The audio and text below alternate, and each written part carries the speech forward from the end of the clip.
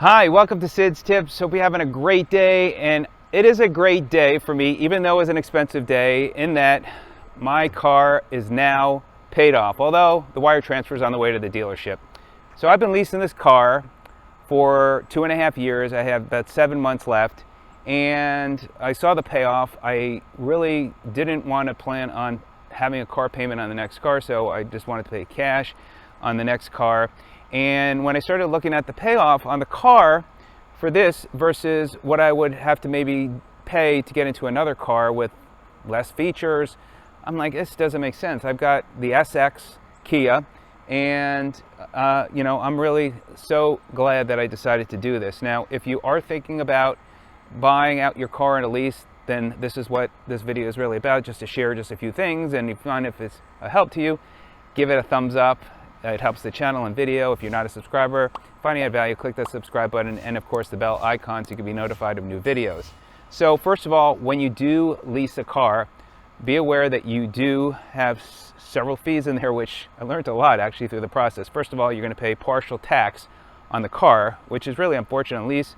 You also have some kind of renter's fees, so make sure to go through those fees when you are signing the document. So when I went onto the Kia website and was looking at the payoff, it didn't have the taxes. So I thought, okay, this is great. It's at this price. And then I find out, there are taxes. So I spoke to the dealership, and they had mentioned there's additional doc fee. It was like $800 doc fee.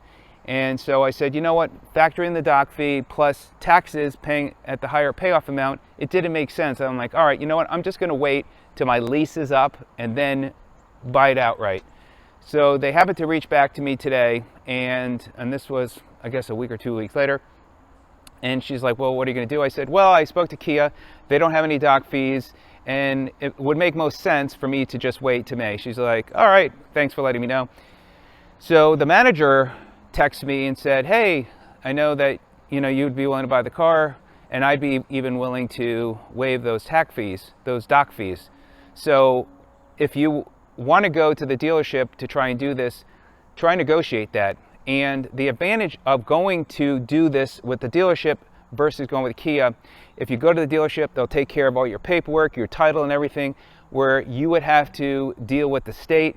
And from what the car dealership said, that the state could value the car, so it could be different. So with the savings, with the doc fees being removed and the tax difference, it wasn't that great. It was, a little bit. And then I got a really great deal on an extended warranty. So I've got a 10-year, 100,000 mile extended warranty on the car, bumper to bumper, got the platinum. So I did that, and it didn't take too long, the process, to do the paperwork. And then I added a savings for oil changes, and a lot of these car dealerships will do that. You can pay up front and then don't have to worry about paying, and it saves you money there.